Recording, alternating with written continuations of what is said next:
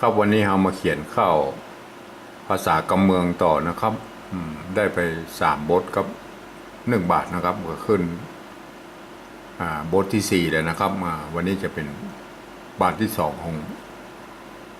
ของบทที่4นะครับกำเมืองภาษาและนาเฮานี้ปุ่นดีใจขึ้นจื่นมื่นม่วนหูสำเนียงเสียงเพาะยอกเยาะเลื่อนหลูค่ายฟังมาจูปู่ศาสตร์ใกล้ๆเริ่มจากกะคะงะให้จดจำเฮไวอย่าจ้าวักสองจะชะยะคว้ามาใส่ถ้อยเลียงกำละตะละนะละทะจือจำละทะละบำดะห่ำตามถ้อยวักสีตะทะทะนะห้อยตามหีดห้อยเก่าเนินวักห้าปะพะมะทะเลินเพิ่นแต่ใบกำเมืองของเก่าป้ออุ้ยดุยฟังเสียงอันว่าสำเนียงโบราณเก่ากี้สังพ่องกำเหลืออู้เหียที่นี่กำกึดดีป่องแต่เฮ่งพ่ำสอนเอาตอนอุแวกอกหูอ้อแอกำไตครับบาทต่อไปก็คือบาทนี่แหละครับบาทก้อมนะครับเอามาต่อนะครับครับอันนี้ก็คือบาทก้อมนะครับบาทก้อมก็วรรคแรกก็จะลงด้วยเสียงตรีนะครับวรรคที่2ก็ลงด้วยเสียงจัตวามาสัมพัทธ์คำว่าไตเนี่ยนะครับสระไอนะครับแต่อันนี้เป็นเสียงจัตวานะครับตรงนี้นะครับวรรคที่3ก็ลงด้วยเสียงสามัญนะครับวรรคที่4ก็ลงด้วยเสียงโทพิเศษนะครับก็เอาตามแบบข้าวโบราณนะครับก็คือข้าวในข้าวหงหินและข้าว4 บทของท่านพญาพรหมโวหารนะครับเอามาต่อเลยนะครับพ่อแม่พ่อแม่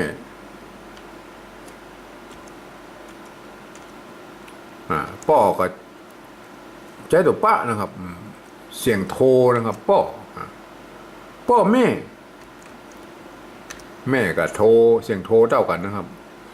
พ่อแม่ล้วนนะครับล้วนนะฮะล้วน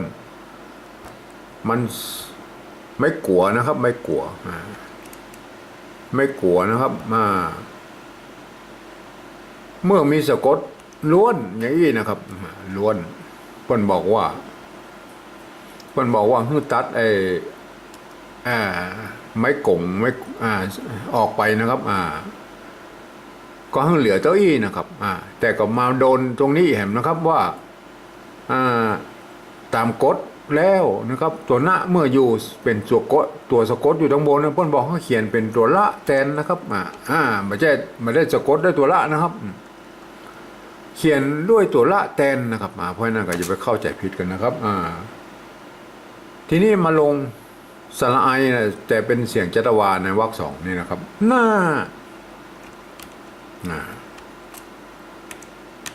้านวลนะครับนวล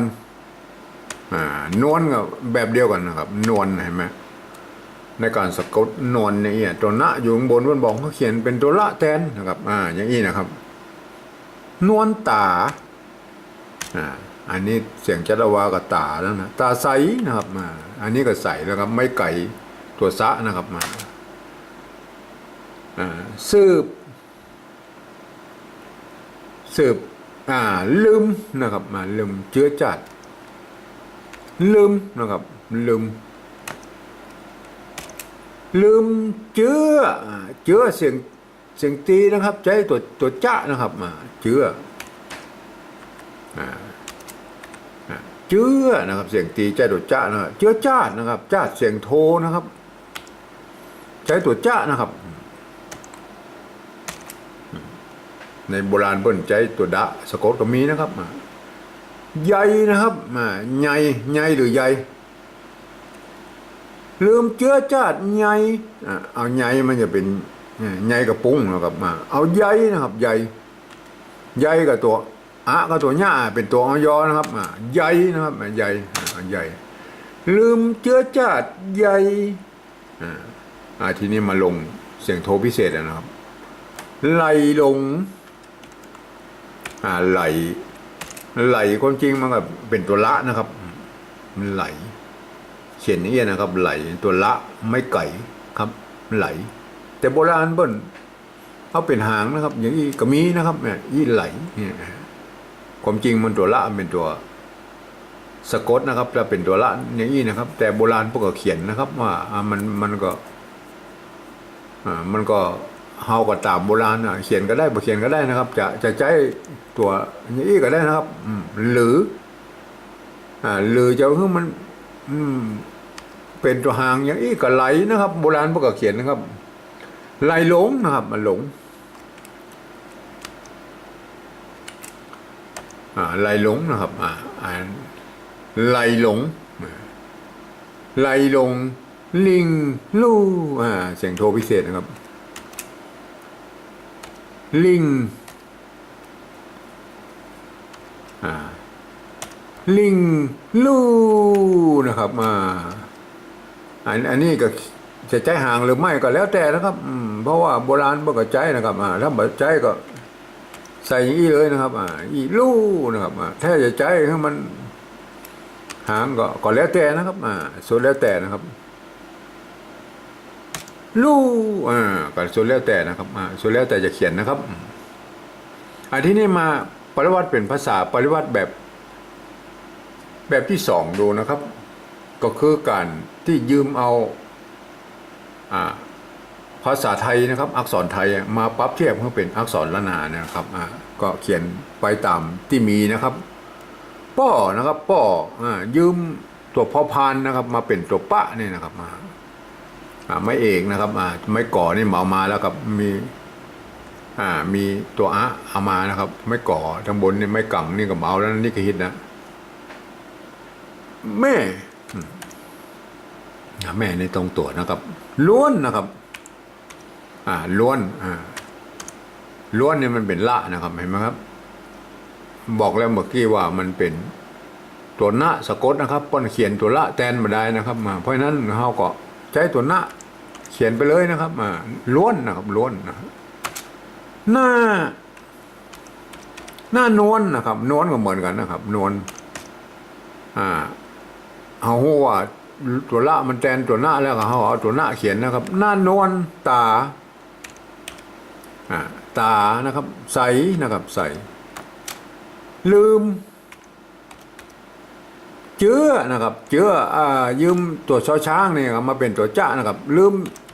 เจื้อนะครับจ้าดนะครับจ้าดเสียงโทพิเศษนะครับบ่มีไม่กิหรือเสรีนะครับเขาไม่ต้องใส่นะครับเอาได้นะครับใหญ่นะครับใหญ่ใหญ่ใหญ่นะครับอ่านว่าใหญ่นะครับอ่านเป็นยอยักษ์ไทยนะครับใหญ่นะครับอ่านว่าใหญ่นะครับไหลหลงลิงลู่นะครับลู่เสียงโทพิเศษนะครับเห็นไหมครับทีนี้เรามาลองปริวัติเป็นภาษาปริวัติแบบที่3ดูนะครับคือการที่เอาภาษาไทยมาเขียนตามสำเนียงกระบู้ภาษาละนาตำบลบุญนะครับแต่ก็มีข้อจำกัดหลายประการทีเดียวนะเพราะว่าระบบการพันเสียงในภาษาละนากับภาษาไทยมันบ่เหมือนกันนะครับเพราะนั้นก็เราก็ก้อยๆแก้ไขไปนะครับไปดูนะป้อนะครับได้ยินเสียงป้อแล้วนะฮะป้อเราไม่ต้องไปดูแบบที่2นี่ก็ได้นะครับฟังเอาหูฟังนะครับหูฟังป้อนะครับมันต้องใช้ปอปาครับปอนะครับปอนะครับใส่ไม่เอกหรอปอนะครับใส่ไม่โทป้อนะครับป้ออันนี้ภาษาไทยอ่านว่าป้อนะตัวปอปาเนี่ยเป็นอักษรกลางในภาษาไทยนะครับกจดจดจบปอนะครับป้อเม่ล้วนนะครับล้วนมันมีปัญหานะครับล้วนเนี่ยภาษาไทยเสียงตีมันเหมือนกันนะครับหน้าที่นี่แหละตัวนี้หน้าเสียงโทพิเศษเนี่ยมีปัญหาแล้วนะครับตัวณนะครับในภาษาละนาตัวณโดนไม่ขอจ้างไหมหน้านะครับอันนี้ก็เหมือนกันนะครับยืมตัวหอหีบกับตัวนอหนูมาเป็นตัวณนะครับ โดนไม่ขอจ้างไปนะนี่ก็อ่านหน้านะครับมาแบบที่สองอ่านแบบหลักการใช้หลักการภาษาละนาอ่านนะครับหน้านะครับอ่านรูปนี่เราครับอ่านรูปนี่เขียนเอาภาษาไทยมาเขียนนะครับ ก็อ่านแบบภาษาไทยนะครับ ต้องอ่านแบบภาษาไทยจะเปิบไปหน้าโดยป้นบนป้นเขามันมาได้นะครับมาได้ฮะจะไปเปลี่ยนหลักการกลางคันมาได้นะครับมาหน้าตามันเหมือนกันก็จริงนะครับไอ้ตัวเนี้ยนะหน้าอันนี้เห็นไหมหน้าตามันเหมือนกันนะฮะแต่มันอ่านคนละระบบนะครับอันบนนี่อ่านด้วยหลักการภาษาละนาอันลุ่มอ่านด้วยหลักการภาษาไทยนะครับหลักการภาษาไทยก็อ่านว่าหน้านะครับหน้าเสียงโทปกตินะครับเพราะนั้นอย่างที่มันเป็นหน้าทางบนผมไม่ได้นะครับเพราะนั้นเพิ่นบ่มีวรรณยุกต์โทพิเศษมาให้ตัวนะครับผมก็ต้องรอเอาจุดประดับไว้อีนะครับเพื่อให้รู้ไว้ว่าอ๋อกำที่มีจุดนะประกอบไม่โทนี่นะเพื่ออ่านออกเสียงโทพิเศษนะครับหน้าไหมครับคนอื่น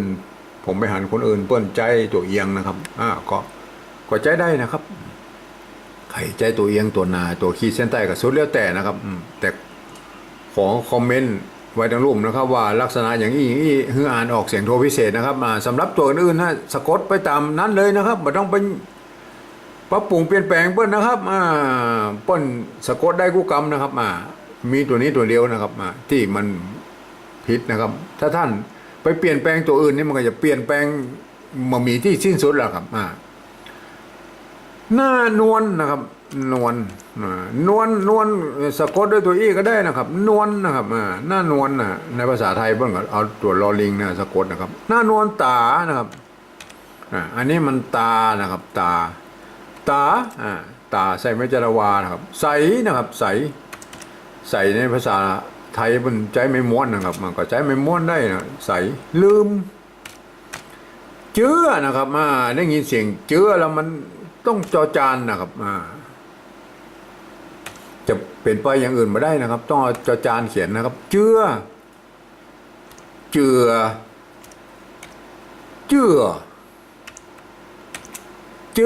นะครับ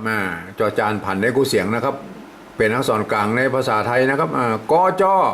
ดตบปอนะครับเจื้อจาดนะครับจาดเสียงโทนะครับมันจะต้องเอาจอจานเขียนนะครับจาดนะครับจาดเสียงโทนะครับจาดนะครับจาดเสียงโทก็ใส่ไม่โทนะครับไม่โทจาดนะครับจาดใหญ่ใหญ่นี่มันไม่ต้องเปลี่ยนแปลงครับตัวอยนี่อ่านเป็นยอยักษ์ไทยอ่านว่าใหญ่นะครับถ้าเป็นตัวยอโดดแล้วครับอย่างนี้แล้วครับอ่านว่าใหญ่นะครับยอนะครับใหญ่อย่างนี้นะครับชุดยอยักษ์นี่ไม่ต้องไปปัดเปลี่ยนว่าเปิ้นเทียบมาตั้งสมัยโบราณแล้วครับเพราะนั้นเราจะเปลี่ยนแปลงไปได้นะครับไหลหลงเสียงจัตวามีปัญหานะครับไหลหลงลิงลู่ลิงลู่นะครับเสียงโทพิเศษทำแล้วนะครับก็เอาจุดประดับไว้นะฮะตามสไตล์ผมนะครับตามแบบผมก็จะได้อ่านมันเหมือนกับหน้าเนี่ยแบบนี้ฮะส่วนมันเหมือนตำบลบนลู่ทีนี้มันอยู่โดดๆอย่างนี้เราครับจุดประสงค์แล้วเขียนไว้ให้คนทั่วไปได้อ่านนะครับคนทั่วไปจะเป็นคนไทยฝรั่งมะค่าหรือคนเมืองที่ไม่ได้เรียนภาษาละนามานะครับอ่านอันนี้แหละครับภาษาปริวัติแบบที่3นี่แหละครับอ่านไปตามหลักการภาษาไทยนะครับยกเว้นนะครับยกเว้นมีข้อยกเว้นอยู่ว่าถ้ามีจุดประดับไม่โทเนี่ยอ่านออกเสียงโทพิเศษนะครับหน้านะครับตัวอยอย่างนี้อ่านออกเป็นเสียงยอยักษ์ไทยนะครับอ่านว่าใยอย่างเงี้ยนะครับถ้าเป็นยอยักษ์โดดๆนี่เหรอตัวยอยักษ์อันนี้ออกเป็นยอยักษ์ละนานะครับอ่านว่าใยอย่างเงี้ยนะครับแล้วท่านจะได้อ่านไปแล้วก็จะได้สำเนียงละนาไป100%กับ99.99ก็ยังดีนะครับลองดูอ่านดูนะครับคนทั่วไปนะอ่านป้อแม่ล้วนหน้าเสียงโทพิเศษนะครับนวลตาใสลืมเจื้อจาดใหญ่ไหลหลงลิงลู่เห็นไหมครับอันนี้คือ สำเนียงล้านนาที่แท้จริงนะครับถึงแม้ว่าต่างถิ่นก็อาจจะเพี้ยนกันไปนิดๆแต่มันก็หูเป็นล้านนาแหละครับคนเมืองล้านนาต้องอู้อี้นะสำหรับไอ้แบบที่สองนี่เนาะ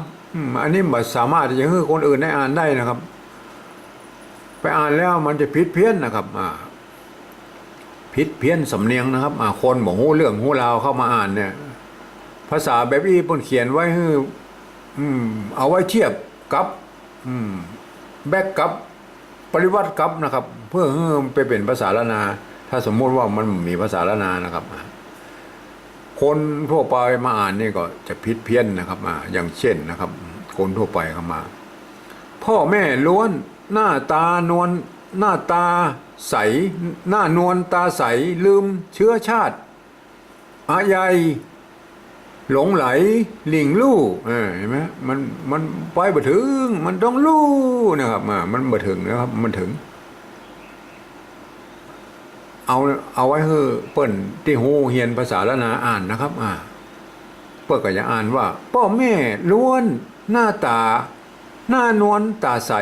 ลืมเชื้อชาติใหญ่หลงไหลหลงลิงลู่อย่างเงี้ยนะครับเพราะฉะนั้นมันต้องไปยุ่งว่าแบบที่สองนี่นะครับพอเขียนไว้ให้ก็มันต้องไปพอว่าคนที่บริเรียนภาษาละนามานะครับสำหรับภาษาละนาเก้าเงาเปิ้นเปิ้นบ่มีปัญหาอย่างนะครับเพราะว่าเปิ้นมีหลักการอ่านของเปิ้นโดยเฉพาะนะครับถึงแม้ว่าจะเขียนได้หลายแบบมาหลายที่หลายตังนะครับก็แล้วแต่นะมันจะบ่ป้นหลักการละนาไปนะครับอ่านไปตามนั้นนะครับอย่างเงี้ยพ่อแม่ล้วนหน้านวลตาใสลืมเชื้อชาติใหญ่ไหลหลงลิงลู่นะครับเพราะนั้นขอโปรดเข้าใจไว้ด้วยนะครับเพราะนั้นก็ได้ไปบทที่4 บาทที่2แล้วนะครับก็วันพวกเราจะมาต่อถึงบทนะครับ